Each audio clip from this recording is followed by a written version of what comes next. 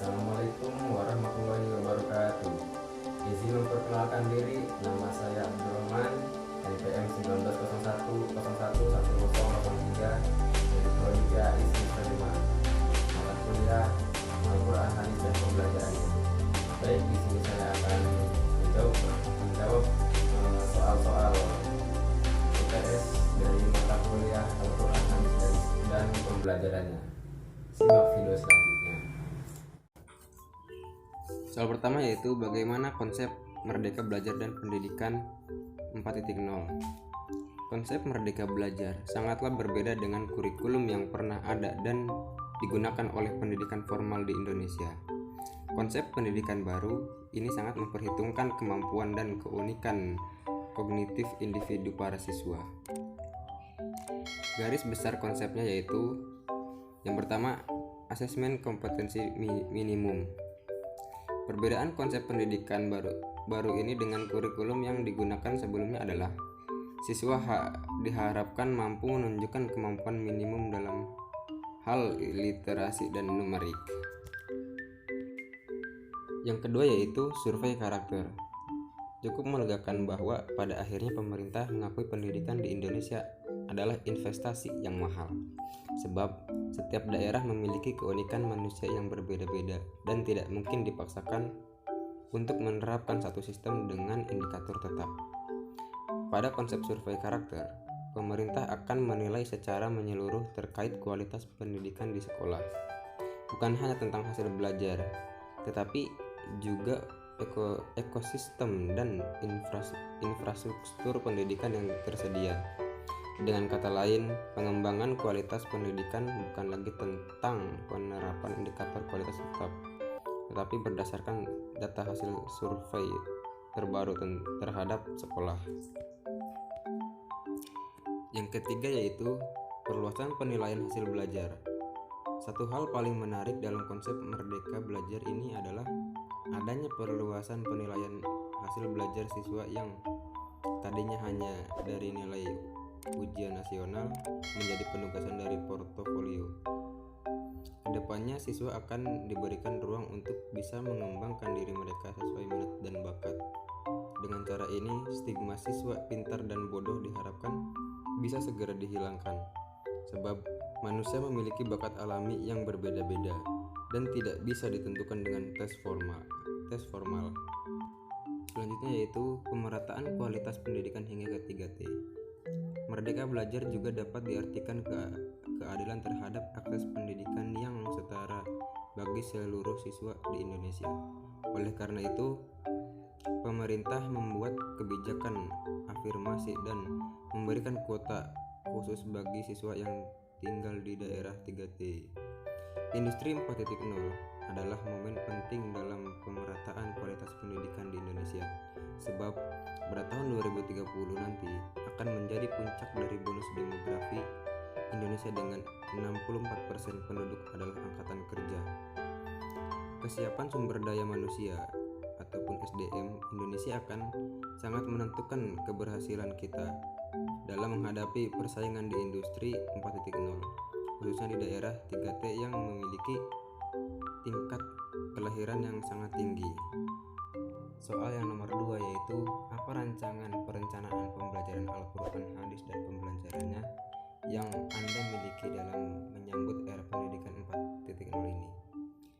Merencanakan kegiatan pembelajaran merupakan sebuah hal yang wajib dilakukan demi suksesnya pembelajaran yang akan dilakukan. Memasuki era ini, sekolah harus melakukan orientasi kurikulum yang disesuaikan dengan kebutuhan industri 4.0. Selain itu, sekolah pun harus mengembangkan kapasitas literasi baru seperti data, teknologi, dan manusia yang diarahkan untuk menunjang sistem pembelajaran. Perlu diingat, peserta didik yang dihadapi guru saat ini merupakan generasi milenial yang tidak asing lagi dengan dunia digital. Dengan kemajuan teknologi informasi di era digital ini, urusan administratif bisa diserahkan pada sejumlah platform digital yang bisa diakses dan diunduh dimanapun, sehingga diprediksi dalam 10 atau 40 tahun ke depan, proses pendidikan secara formal di sekolah akan dikendalikan sekitar 90% oleh komputer. Pada tahun tersebut, kita bisa menemukan sekolah yang hanya dioperasikan oleh sedikit manusia saja. Soal yang nomor 3 yaitu bagaimana strategi pembelajaran Al-Quran Hadis dan pembelajarannya dalam menghadapi tantangan era pendidikan 4.0, yaitu proses pembelajaran menyangkut strategi pembelajaran Al-Quran Hadis dan pembelajarannya dalam menghadapi tantangan era pendidikan 4.0 seharusnya memanfaatkan peran internet dan teknologi digital. Salah satu solusi pembelajaran pada pendidikan di era revolusi adalah kombinasi antara pembelajaran berbasis online dengan model pembelajaran melalui tatap muka di kelas. Model pembelajaran tatap muka ini bisa disebut face to face, sedangkan model pembelajaran online disebut learning yang masing-masing memiliki keunggulan dan kelemahan. Namun, yang dipadukan dalam kedua hal tersebut adalah keunggulan dari kedua model pembelajaran tersebut. Pendidikan di Indonesia, seperti yang kita ketahui, masih bersifat konvensional, di mana pelajar harus hadir dalam kelas. Tetapi pada saat ini pendidik yang modern memiliki ciri khas revolusi industri 4.0. Sebagai alternatif solusi dengan pemanfaatan teknologi komputer dan juga internet, pendidikan jarak jauh ini yang tepat diterapkan pada kondisi pandemi COVID-19 saat ini yang mengharuskan semua kegiatan dilakukan di rumah. Yang keempat yaitu bagaimana pengembangan media pembelajaran Al-Quran dan Hadis dan pembelajarannya yang sesuai dengan era pendidikan 4.0. Dalam video beri contoh cuplikan gambar atau video macam-macam media pembelajarannya. Pengembangan media pembelajaran merupakan serangkaian proses atau kegiatan yang dilakukan untuk menghasilkan suatu media pembelajaran. Media pembelajaran adalah alat yang dapat membantu proses belajar mengajar. Media pembelajaran berfungsi sebagai salah satu sumber belajar bagi siswa untuk memperoleh pesan dan informasi yang diberikan oleh guru, sehingga materi pembelajaran yang dapat lebih meningkat dan membentuk pengetahuan bagi siswa. Media pembelajaran memiliki beragam jenis, diantaranya media berbasis visual, media berbasis audiovisual, media berbasis komputer, dan media multimedia berbasis komputer dan interaktif video. Pembelajaran yang sesuai dengan era pendidikan 4.0 yaitu learning.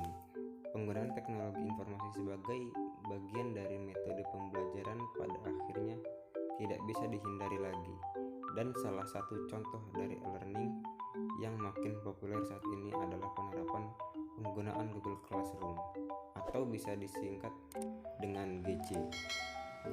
Google Classroom adalah sebuah media pembelajaran yang sangat efektif, efisien, dan menarik dalam membantu guru menyelenggarakan kegiatan belajar mengajar, khususnya pembelajaran jarak jauh. GC memiliki banyak sekali keunggulan dalam kaitannya dengan proses belajar mengajar. Kelebihannya itu antara lain, yang pertama yaitu sangat mudah diakses. Ini karena Google Classroom memiliki versi desktop dan mobile, sehingga bisa digunakan pada komputer, laptop, tablet, dan ponsel pintar. Yang kedua yaitu gratis. Anda tidak perlu membayar apapun. Inilah salah satu layanan terbaik dari Google. Bahkan Google menyediakan storage yang cukup besar dalam Drive, termasuk versi unlimited untuk Google Edu. Yang ketiga yaitu simple. Pada dasarnya sangat mudah untuk menggunakan, memaksimalkan, dan memanfaatkan Google Classroom, asalkan memahami prinsip dasar serta fitur yang ada. Yang keempat yaitu stabil. Jarang sekali bahkan nyaris tidak pernah ada gangguan saat menggunakan Google Classroom dikarenakan faktor maintenance atau server down. Yang terakhir yaitu kerapian data yang baik. Dengan Google Classroom, Anda sebagai guru bisa dikatakan memiliki tugas yang lebih mudah karena proses input dan penyimpanan data, file materi, nilai termasuk agenda sudah tercover dengan baik, khususnya karena ada fitur kalender maupun drive. YouTube termasuk ke dalam media audio visual yang sangat digemari oleh banyak orang, karena di dalam YouTube terdapat banyak sekali pembelajaran yang sangat menarik dan kreatif, sehingga membuat penonton tidak merasa bosan. Teknologi pembelajaran menggunakan web atau media sosial seperti YouTube sangat cocok di era 4.0 ini. Ada beberapa hal yang dapat dilakukan dengan YouTube untuk meningkatkan kualitas pembelajaran. Yang pertama yaitu ada integrasikan YouTube dengan media lain seperti blog atau materi presentasi. Yang kedua, mengembangkan komunitas belajar melalui YouTube di mana guru dan siswa terlibat bersama-sama. Yang ketiga, buat siswa melakukan diskusi online melalui YouTube secara menarik. Dan yang keempat, upload konten video dan jadikan bahan pembelajaran untuk mobile learning. Yang kelima, presentasi efektif dan efisien di channel video YouTube Anda. Yang keenam, membantu mengembangkan kemampuan siswa membuat komentar berbentuk catatan di komentar YouTube.